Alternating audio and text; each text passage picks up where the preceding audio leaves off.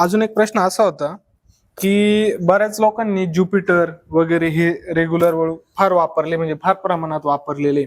आणि एकदा असंही झालं होतं का एक आरमाडाची कालवड होती आणि म्हणजे तिची जी आई आहे ही वेगळी आहे. तिला तिच्यापासून आरमाडाची कालवड झाली होती आणि तिला आरमाडा वळू हा भरला गेला होता.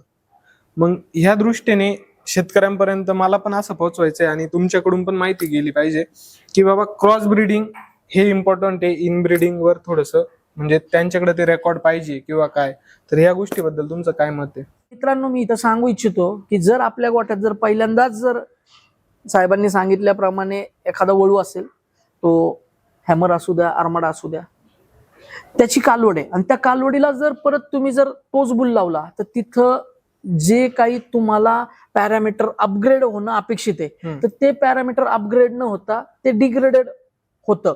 आणि ह्याच गोष्टी मागील 40 वर्षात होत आल्यात.